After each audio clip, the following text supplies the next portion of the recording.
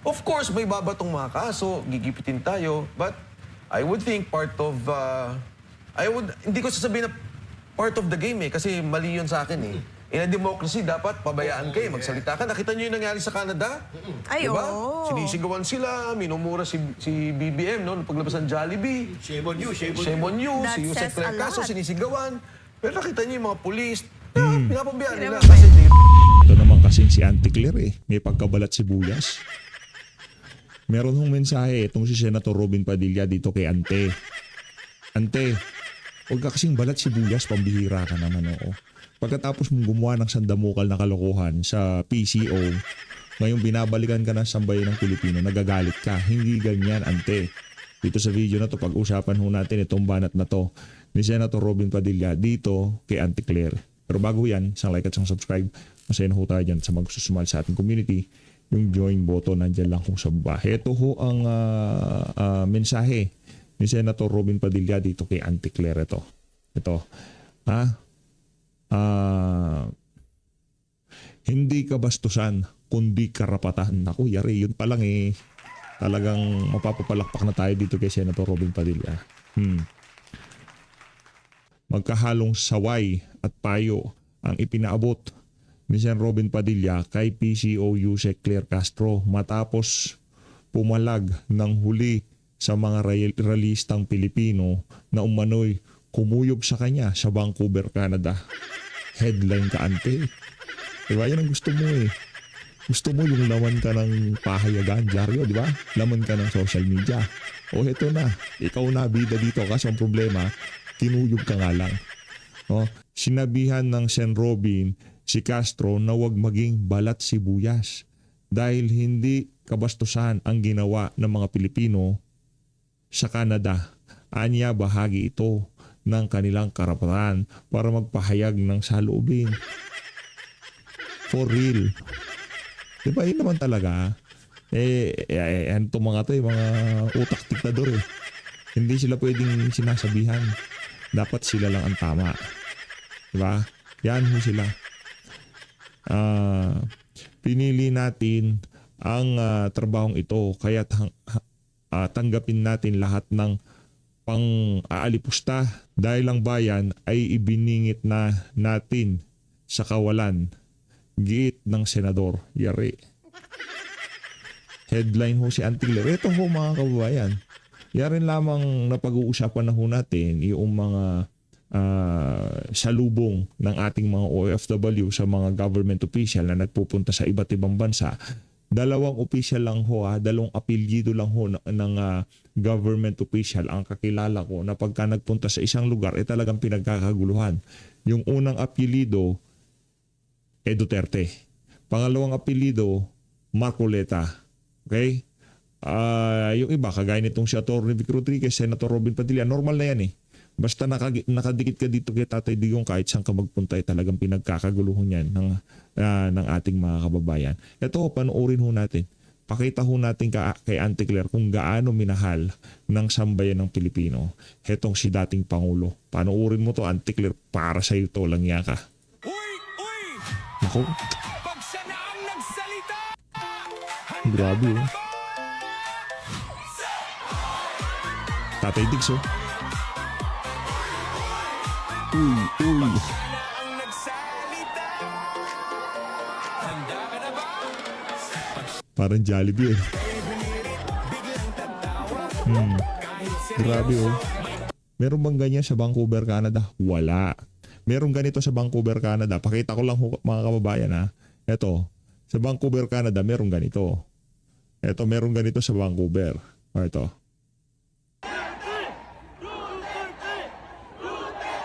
Ay, mali. Yan. Yan ang meron sa Vancouver, Canada. Diba at least, ngayong mga panahon na to, mailalagay na sa pwesto itong si Auntie Claire. Alam na niya kung saan siya lulugar.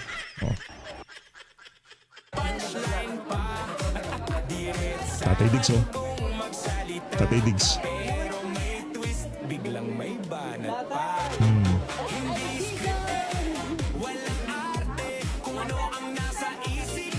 Tatay Diggs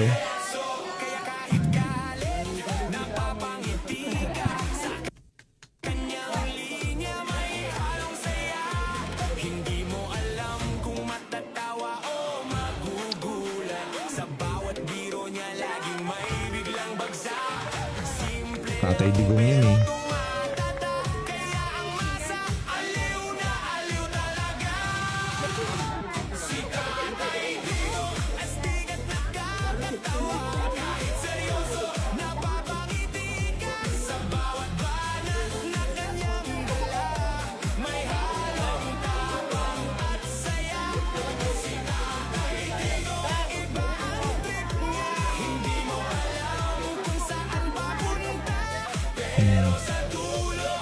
Si BP Sara to. Dito si BP.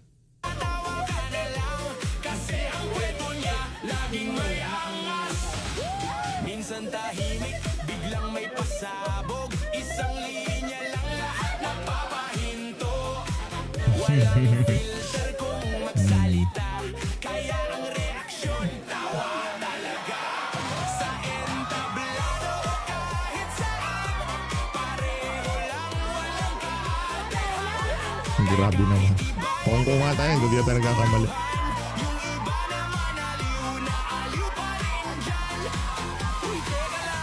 Seryoso ba yun? O biro lang talaga? Bahala ka na. Basta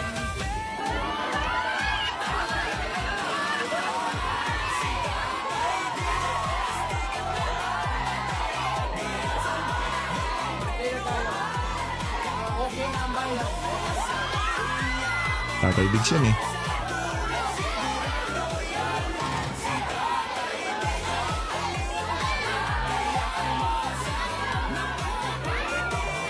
sa gitna ng seryoso usapan, may konting tawa. Para gumaan, digo, digo, digo. Ayan ho, sa ano nga, sa Hong Kong nga ho yun mga kababayan. Yun ho ang naging pagbisita ni dating Pangulong Rodrigo Duterte. Maltik ho tayo, maltik. Kailangan ho nating ika nga marinig ang mga punto de vista nitong si Prof. Malutigia sa mga galaw sa impeachment, pagdating dito sa mga ano yung upper middle. Gusto ko marinig ang mga punto de vista ni Prof. Malu doon sa upper middle. Gusto ko marinig yan. Magandang hapon po muli. Ito si Malutigia sa Maltik. Ako, pag-uusapan natin.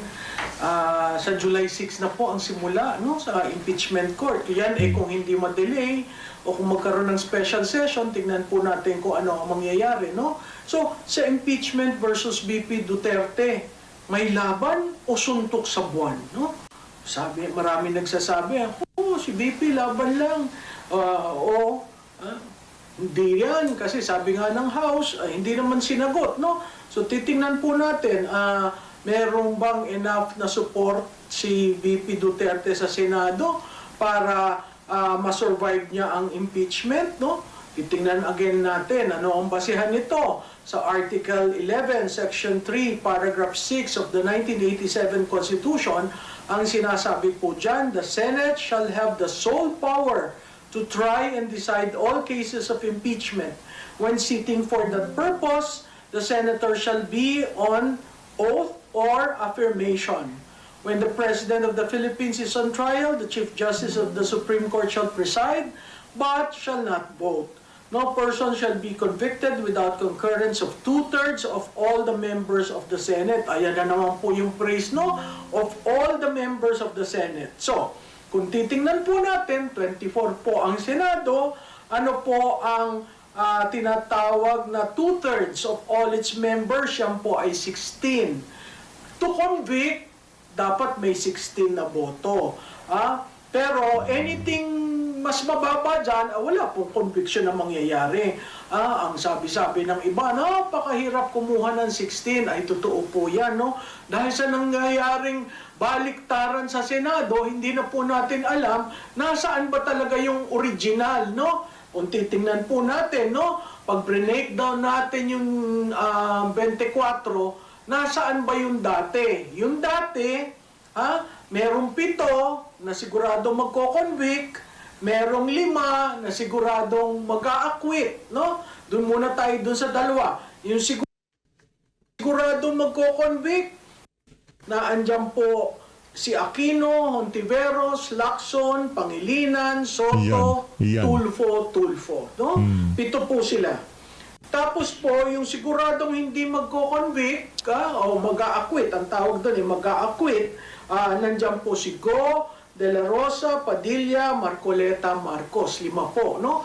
Yan po yung sinasabing, ano po ang basihan yan?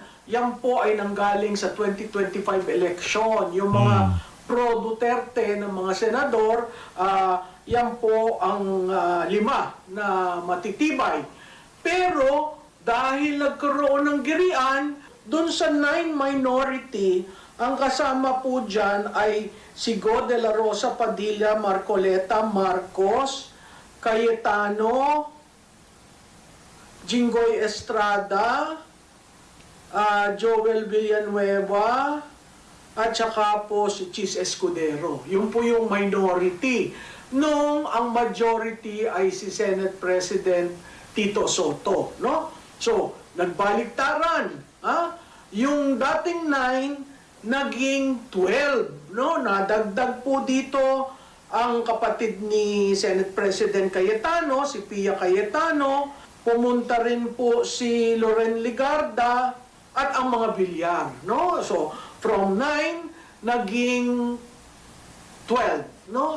Naging 12 po ang kaya sila ang naging majority. Nahalal naman po si Senate President Alan Peter Cayetano, no? Ang naging minority, yung pong talagang magko-convict sa kanya na 7, tapos nadagdagan noong may 2 ho kasi dapat abstain. Yun po si Subiri at si JB Ejercito. Pero later on, sumali na rin po doon sa minority. So ito po yung more or less terrain, no? Merong 7 na sigurado magko-convict, merong 5 na siguradong mag-a-acquit, tapos may 12 na hindi natin maintindihan kung ano nangyayari, pero nakikita natin dahil dito sa kaguluhan, naglilipatan, no? Controversial rin po yung pinas na resolusyon ni Senator Mig Subiri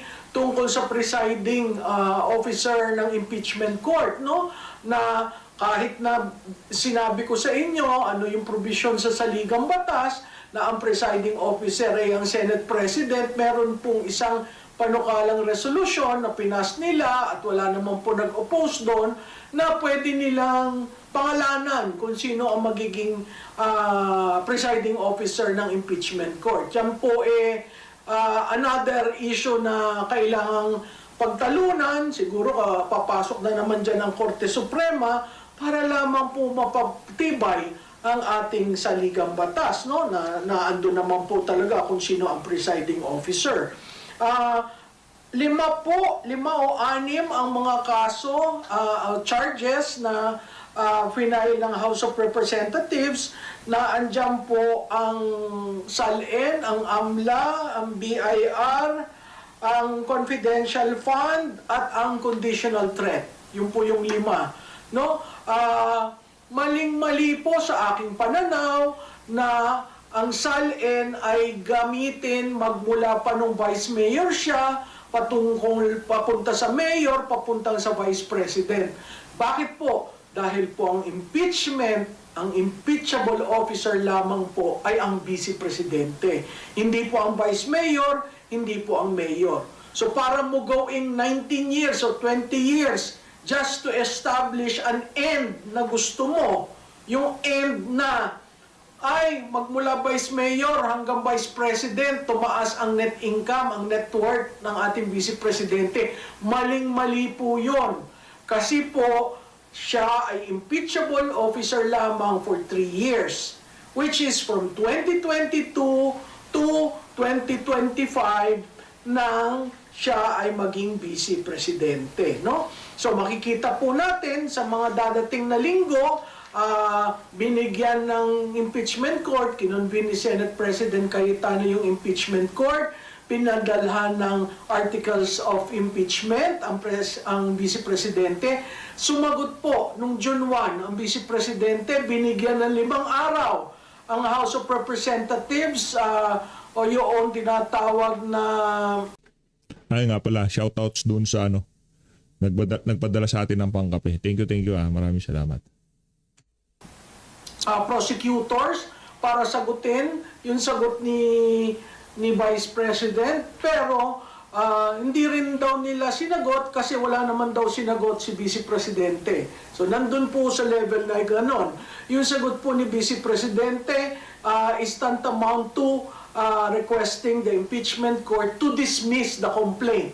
Kasi hindi naman po naprebahan ng House of Representatives yung kanilang mga allegations at naging mini trial nga po yun na maling-mali. Tatandaan po natin, meron rin pong petition sa Korte Suprema ang ating Vice Presidente tungkol doon sa actuations ng House of Representatives during the impeachment, the findings of substance, form and substance sa House Committee on Justice, no? So, titingnan po natin yan, 1 to 2 weeks, magkakaroon na po ng pre-trial, magsasubmission ng mga briefs, etc.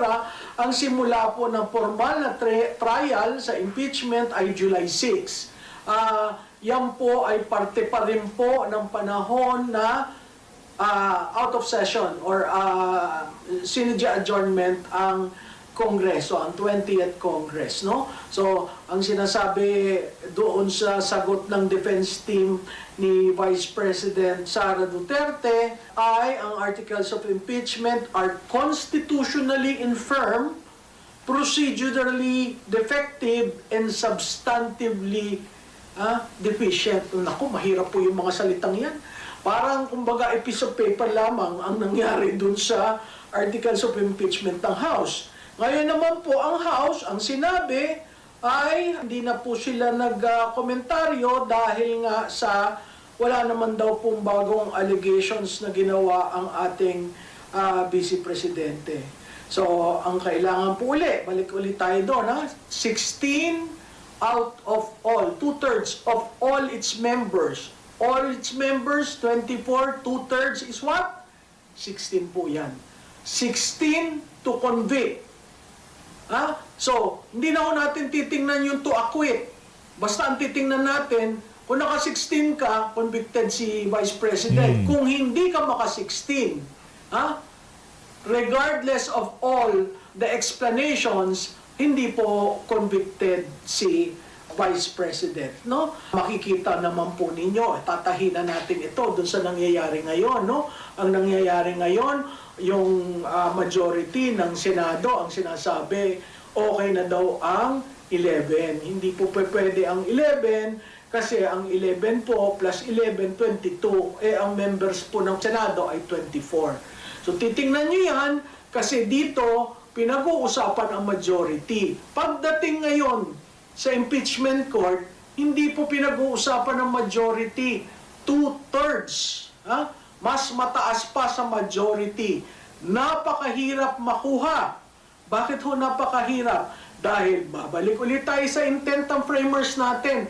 Dahil hindi po basta-basta ang impeachment court.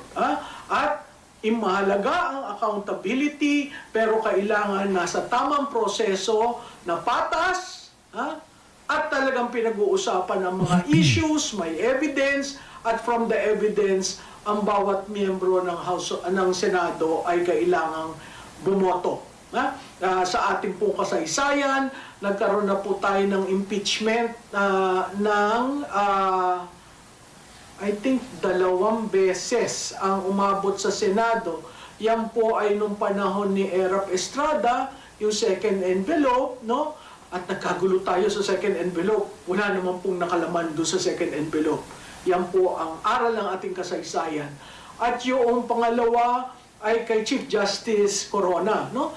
Nagkagulo rin po tayo doon, dahil ang ginawang presentation ng prosecution the sum total of the transactions sa bangko, hindi po yung ano ba talaga ang dulo, no? Kung tatandaan nyo, kung kayo bank depositor, ang inyong worth ay nandun sa dulo ng inyong bank account. Kung yun po ay 10,000 o 100 pesos, yun po, hindi po yung total ng transaction in and out sa bangko.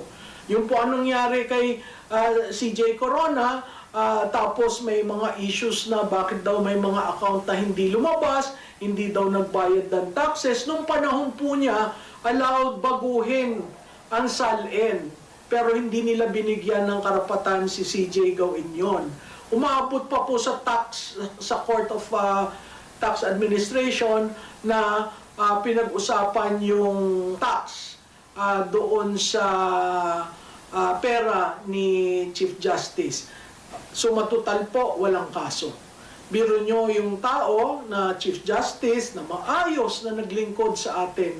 Nangyari yon dahil sa isang desisyon na hindi nagustuhan ng nakaupo. Yung po ay tungkol sa Luisita, Hacienda Luisita.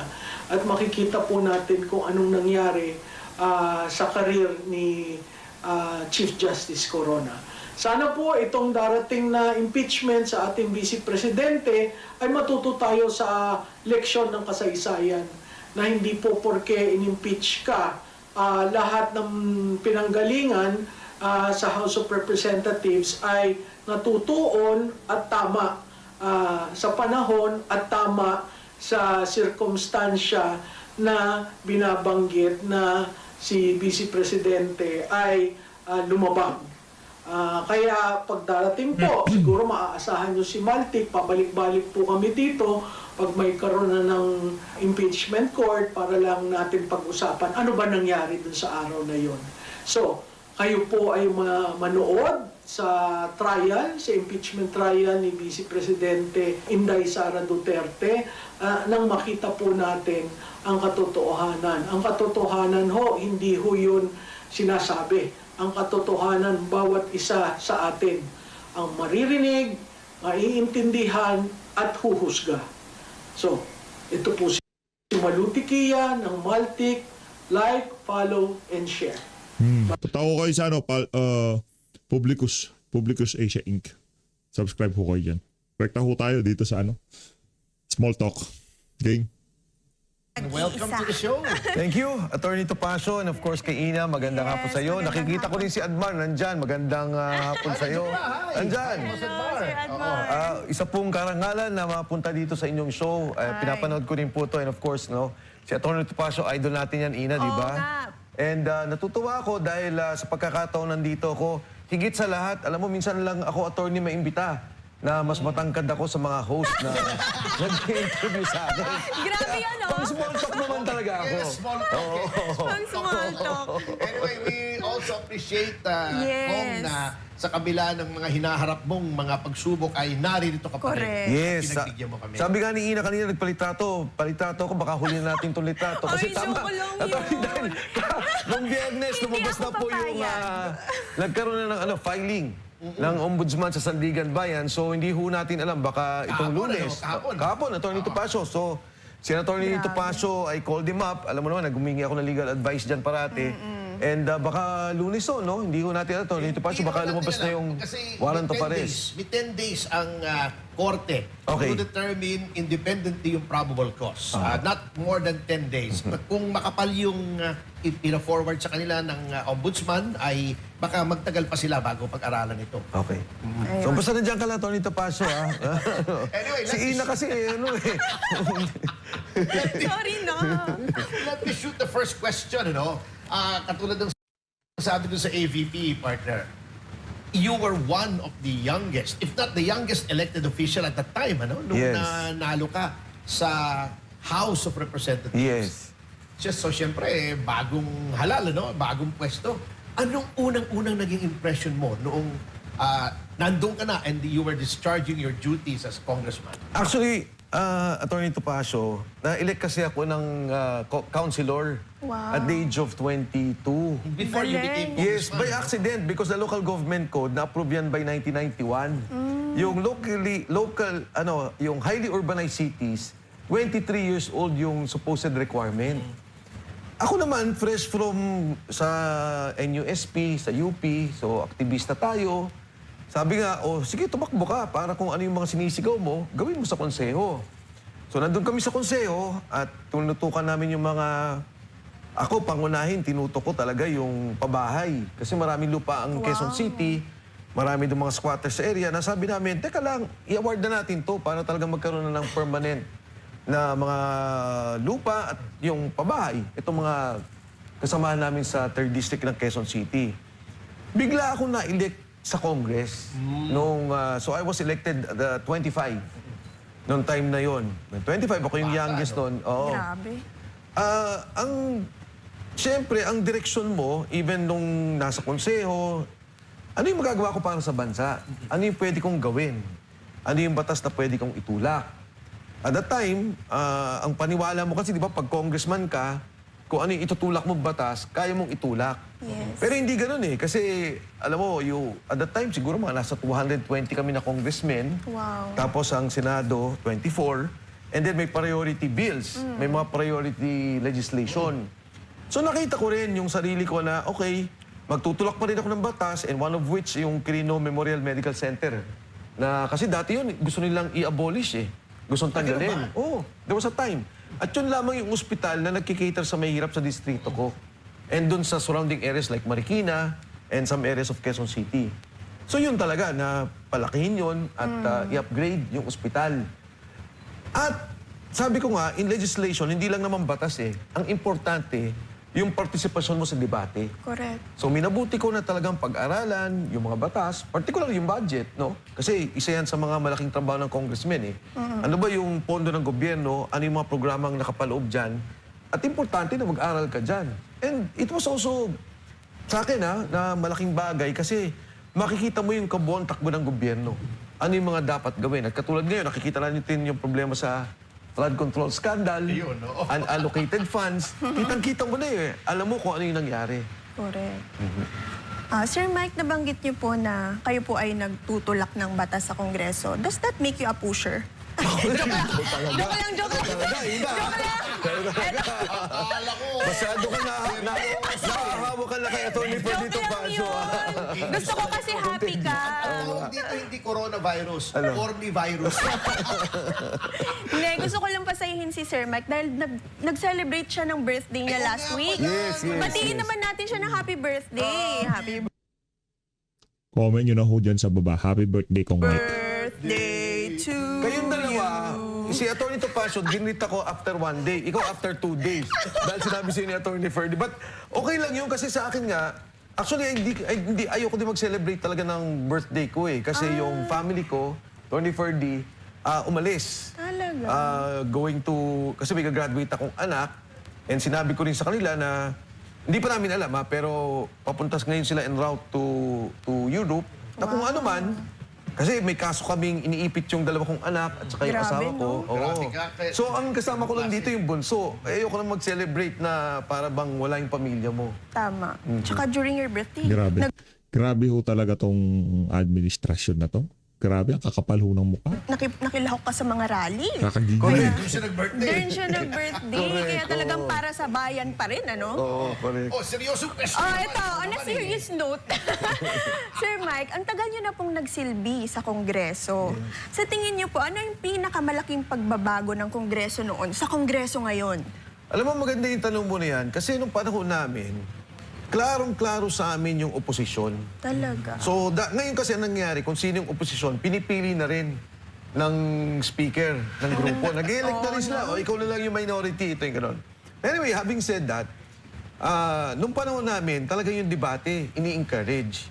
At kahit na yung mga budget deliberations, before the submission of the President, kasi July yan, after SONA, bago pa lang doon, nagkakaroon na kami ng mahabang hearing.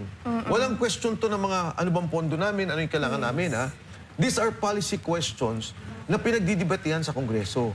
Now, bakit important yun? Kasi, kunyari, example lang, tinawag niyo ang Department of Health at nakita niyo yung mga pondo. Now, tatanungin niyo, bakit dito tayo naglagay ng gamot?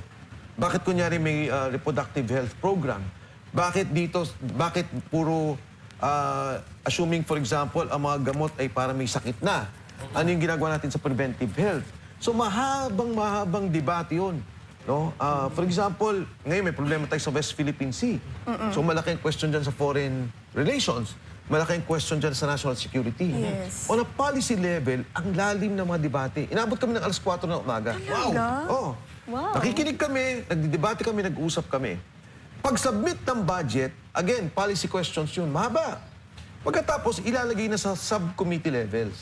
Sa subcommittee, pwede ka na mag-push. Kunyari, ako, ang advocacy ko parate, yung hospital sa district ko. Wow. Diba, sinasabi ko, bakit ganito yung ibang hospital, yung hospital ko ganito.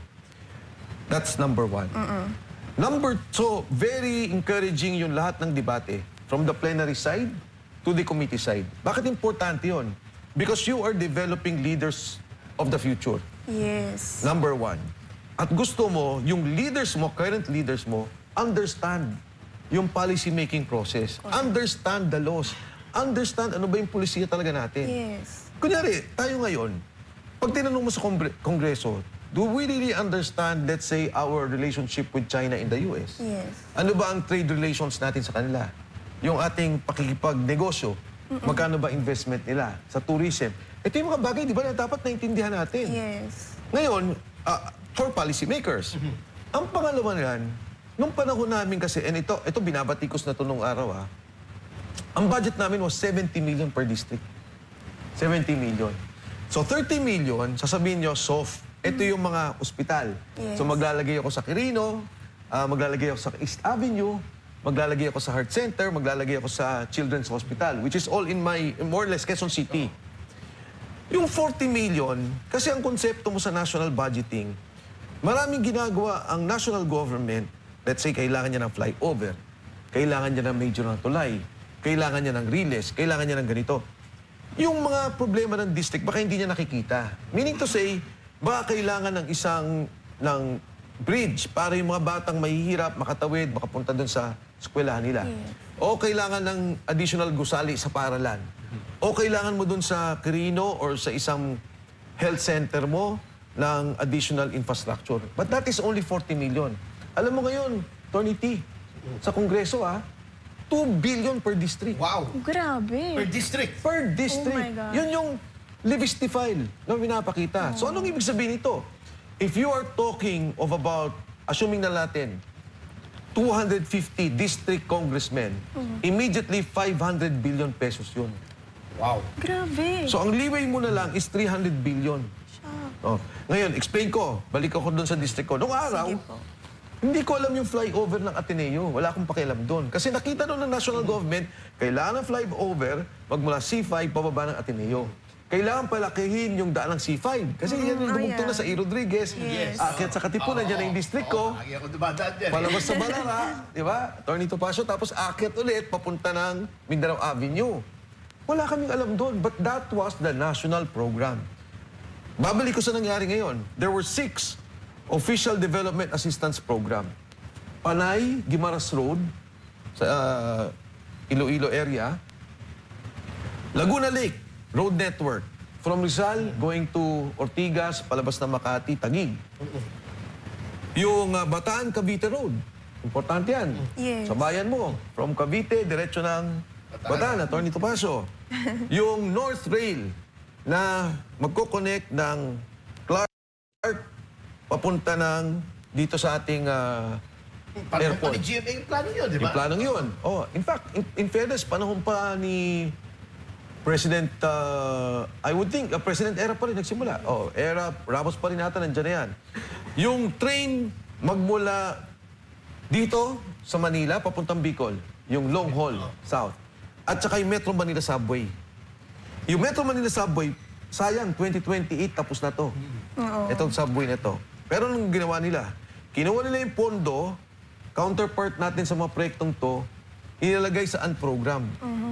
Grabe, no? At ang kapalit, yung pondong kinuha, ibinalik dito, nilagay sa flood control. Sa maleta. Sa maleta. Yan yung pinapoint out ko na So hindi na magiging 2028 yung subway. 2032 na ang projection nila. Kasi Grabe. ang dahilan nila, yung boring machine daw mabagal. Kaya nga daw boring machine eh. Yung boring machine ang tawag doon, di ba? Yung nagbubutas. So, Actually, talagang projection, even during the budget deliberations, 2028. Galing na to sa DOTR. Hindi na to matatapos. 2032 na.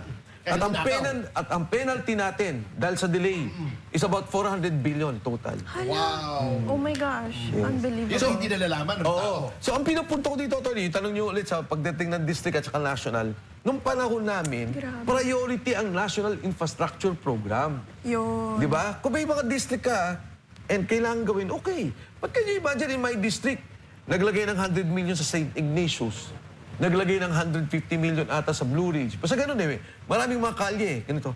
Eh sayang, sana itong mga pondong to binigay sa magsasaka, Yes. sa mga irrigation programs. Kasi mayamang lugar yun. At hindi naman ganun kasama ang kalye.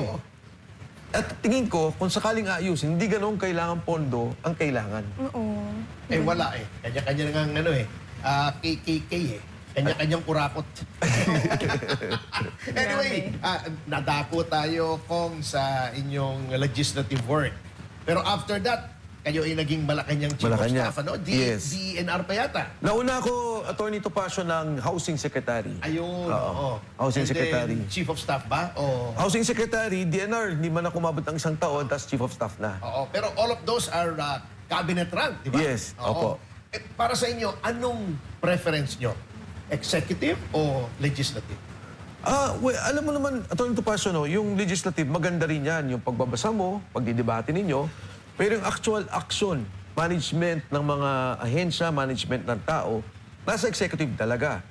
Maganda sa executive kung talagang nakapush kayo, no, kung ano yung mga gagawin, eh talagang magagawa. Kasi policy making naman ng Kongreso at Senado eh. yes. So in the case ng housing, sabi nun ni GMA, kailangan pala kasi natin yung housing. Kasi ang model niya, gawin natin katulad ng Singapore. Parang ekonomiya. Yes. Tumutulong. Kasi there are about 24 related na mga activities to housing. 24 related products. Semento, yung lupa, pintura, gumagalaw, trabaho, lahat na to.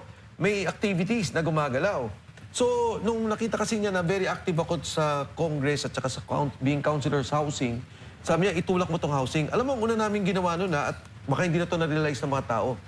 Kami yung nag-increase ng pautang sa pag-ibig. Ooh. Kasi dati noon, ang ginagawa nila sa pag-ibig, maximum 500,000. 500,000 pesos. Sabi ko, bakit ganun? Hindi ba ang pag-ibig membership fund? Kung Yes. magkano yung contribution mo, pwede kang umutang. Yes. At kung gusto natin ng housing activity, palakasin natin at pautangin natin yung mga tao. So this was increased. Ngayon ata, umabot na ng 6 million. Ang pwedeng iutang ng Talaga? bulk Malaki-laki na member. yun, ha? Maganda na yun. Hindi. Magandang kondo na yun. Hindi, can be... Hindi na socialized housing yun. ano? Can be 10 million pa ata sa ngayon. Kasi nga, member ka naman eh. Yes. So you're paying for the loan, kaya mo Ina, narinig ko lang, yes.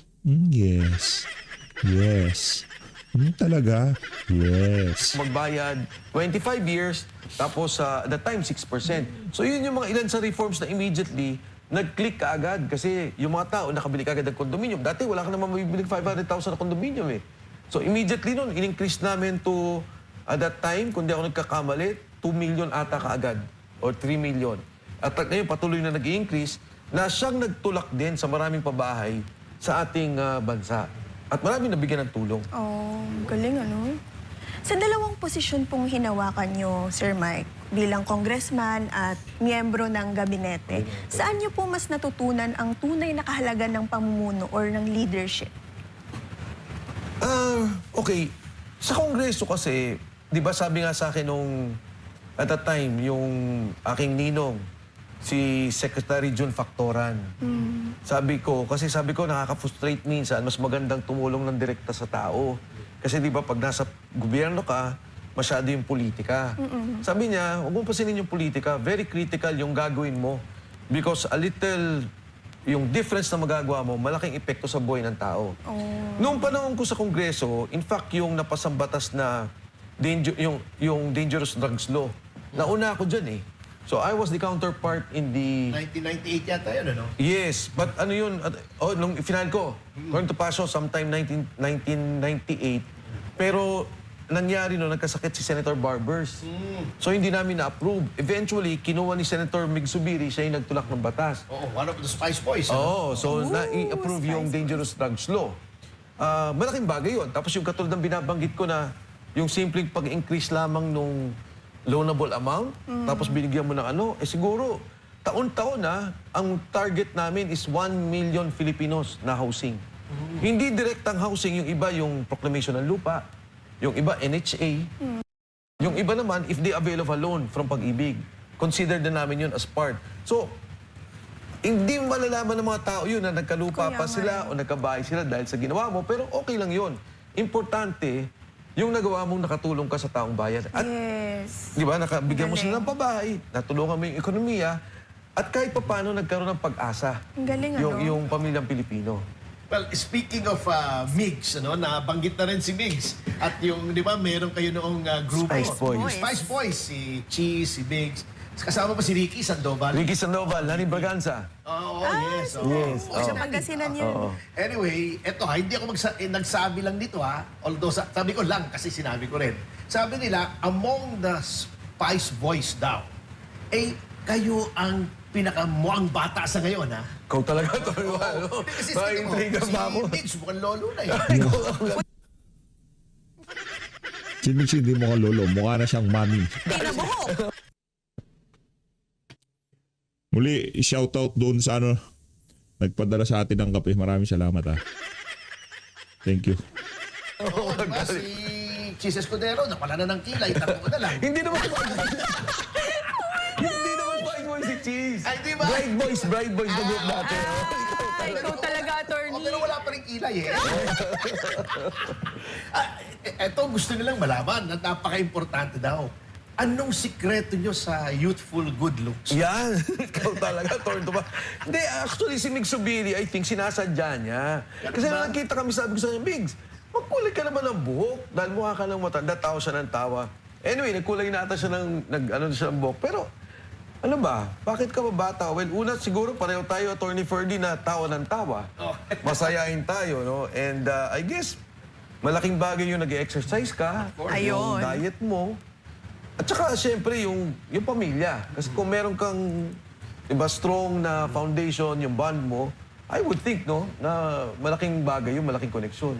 Si Ina rin, strong ang foundation niya, Oo. Pumayat, Pumayat, ha? Pumayat si Ina, ha? Siyempre, dapat strong ang foundation. Oo, Ikaw talaga. anyway, Ina. Yes. Ito naman po tanong ko sa inyo, Sir Mike. Sa kabila po ng lahat ng pinagdadaanan ninyo, nandito pa nga kayo pinahulakan niyo pa yung interview namin. Maraming salamat po. Ano po ang sikreto? Ano ulit ang sikreto kung paano nyo napapanatili ang freshness sa kabila ng lahat ng pinagbababato sa inyo ng administrasyon? Alam mo, si Attorney Topacio was kind enough yesterday to call me up. Sabi niya, kamusta ka na? Kasi sabi niya, tinanggap ko na, baka hindi ka makarating bukas. Yun nga, nakinabahan nga kami. Nagkakwentuhan. Pero ako kasi, okay, nung tinanong ako minsan ni Congressman Lian Libiste, sabi niya, what do you think will happen? Or ano ba itong direksyon na to? Sabi ko, alam mo, Lian, sa akin clear yung situation. Yung ginagawa natin is tama para sa bayan. No, tama ito sa bayan kasi talaga may nangyaring korupsyon. Correct. Diba siya, may nakuha siyang documents, ako nakausap ko sa saldi ko, si Gotesa nakausap ko, yung mga sundalo nakausap ko. Marines, So, alam ko, may problema na ayaw sagutin. Alam ko na ayaw imbestigahan at hanggang ngayon walang kinakasuhan. At kailangan natin ituloy yan. Kasi Kayo, Nina Juan. kami ang kinasuhan. kami Kaya ang nga mga galit sa korupsyon. Kami ang kinasuhan. Ako, kasama. Oo. So, ito, may case natin to ng inciting to sedition. So, sabi ko sa kanya, klaro sa atin to di ba? Na politically, morally, Motivated. okay, tama tayo So, bakit tayo matatakot? Bakit tayo magkakaroon ng dalawang isip? Of course, may babatong mga kaso, gigipitin tayo, but I would think part of, hindi ko sasabihin na part of the game kasi mali yun sa akin In a democracy, dapat pabayaan kayo, magsalita ka. Nakita niyo yung nangyari sa Canada? Ay, Diba? oo. Sinisigawan sila, minumura si BBM, no? Nung paglabas ng Jollibee. Shame on you, shame on Shame on you, That si Yusek says a Clercaso, lot. sinisigawan. Pero nakita niyo yung mga police, pinapabayaan nila Pinapabayaan. kasi they respect yung freedom of expression, Speech. diba? Ng mga Yes. tao. So, dito nga dapat hindi din mang ganun Dahil precisely, ang sinasabi lang naman natin, may nagnakaw. At kailangan natin panagutin. Yun naman ang panawagan ng lahat Oh. Yes. Pangalawa, Attorney Ferdy, di ba, yung pera, 1.5 trillion, wala man na isole. Magkano lang ba yung pinag-usapan nilang na isole? Mas mauna pa kayong ikukulong Kaya kaysa sa nga. mga nagnakaw, ano? Oh, si Biro mo Secretary Bonoan, Correct. absuelto sa kaso. Grabe. Siya yung head ng agency ng DPWH na siyang naging simula o ugat ng flood control scandal. So siya Hindi tayo against sa pagiging state witness ni Bunuan. Kasi against tayo sa pagiging state witness niya. Dahil alam natin, isa siya sa mga most guilty. Ngayon, para mapinpoint itong si Martin Romualdez, kaya gagawin nila yun, napakalaking kabalbalan ho ng mga kababayan. Ano, panibagong case build up kasi nandiyan si Bunuan. Pambira, ang dami na ng ebidensya, ang dami na ng testimonya. Para saan pa yan si Bunuan? Lulunod tayo ni absuelto. Boeing eh. Ako may kaso. Grabe. Pero tingin ko mas nakakatulog ako. Because in my conscience, in iba my yun. heart, in my mind, alam kong tama yung pinaglalaban at alam kong tama yung ginagawa natin. In Correct. your Grabe. face, boy. Alam nyo, sumulat ako formally sa DOJ. In your face, boy.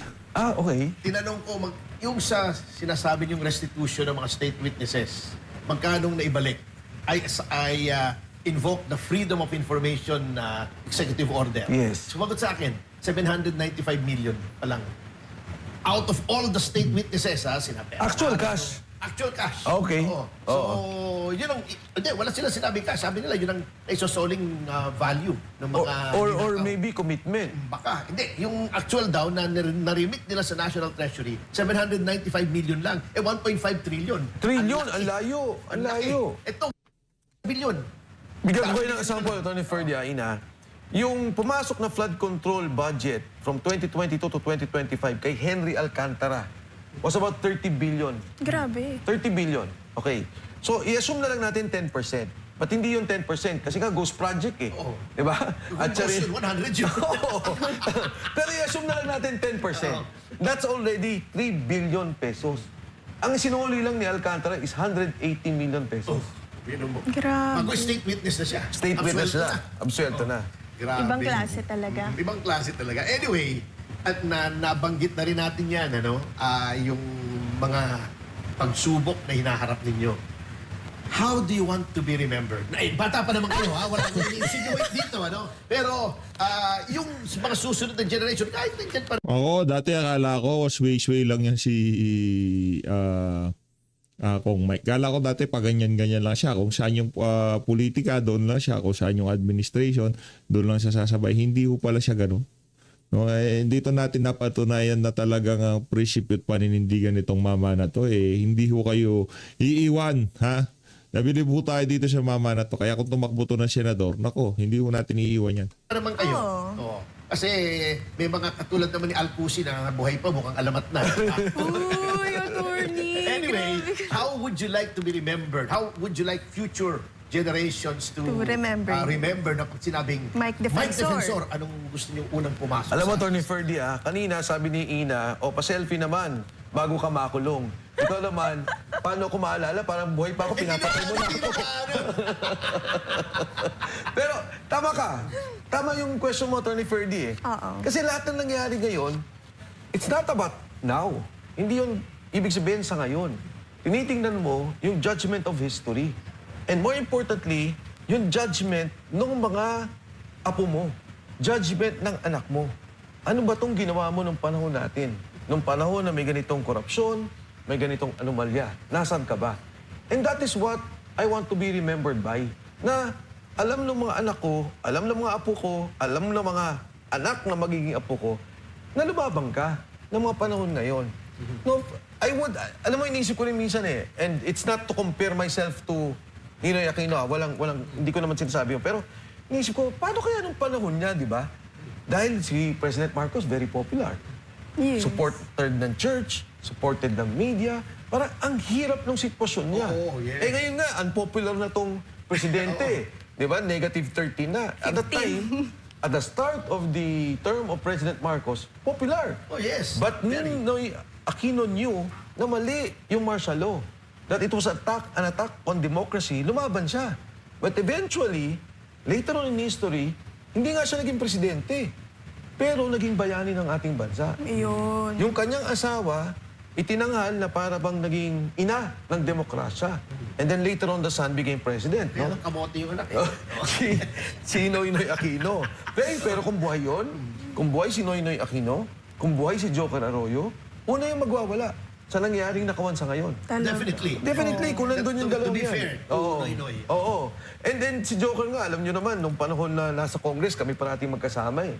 I would think, no, kung si Joker ngayon, siguro nga nagalit sa akin yun kung yung nalaman niya nag-BBM ako the last election. Baka nagtampo siya eh. Hindi naman niya totally siguro magagalit sa akin. But, with what is happening now and the corruption we're seeing, sigurado ko, magwawala si Joker Arroyo, magwawala si Noynoy Aquino. Ano kaya reaction ni Noynoy Aquino, no? Na nakikita niya yung mga kakampings ngayon na talagang pinagtatanggol pa itong administrasyon na to, no? Alam mo, nakita kami ni Noy eh. Kasi before the election ng presidential elections, nag-uusap naman kami. Talaga. Oo, kasi very close kami. Nung nasa Congress kami, very close kami ni Noy. And may mga nangyari noon. Ganito rin, no? Kasi that time, nag-file kami ng impeachment noon kay Pangulong Estrada. Yes. And si Noy was very, tumutulong sa akin. Mas senior ako sa kanya. First term siya. Eventually, parati kami nagkikita. Kami nila Cheese, Escudero. Kakaibigan kami niya, no? Naging senador siya. Then eventually, naging presidente. So during the last part of his presidency, nagkakwentuhan din kami. Kita kami, tapos hindi ko alam na yun na yung huli naming pagkikita. May tinanong pa nga siya sa akin eh. Sabi niya, Mike, sino yung atong sekretarya mo daw or sa staff mo, babae, maganda? Isip ko sino kaya yun. Baka nagsabi lang na staff ako ni Mike or siguro may isang negosyo na malayo naman talaga ako but sabi na kasamahan ko si Mike. Pero nung nagkakaroon na siya ng dialysis, nabanggit sa akin na ayaw na niya. Kasi sabi niya, yung dialysis daw, itulong na lang sa mahihirap. And nalungkot din ako sana. Nadalaw ko siya or nakausap ko siya before he died. Ayan. So, huwag po kayong aalis dahil Ayun na nga mga kababayan, dito ko na ho tatapusin ang ating reaction video kaugnay dyan sa interview na yan itong si Kong Mike. Punta lang ho kayo dyan sa Sunshine Broadcast kung gusto yung panoorin ang kabuuan niyang interview na yan nitong si Attorney Ferdy Topacio at nitong si Ate Girl. Maraming salamat. Mag-ingat ko kayo lahat. Mahal natin Pilipinas.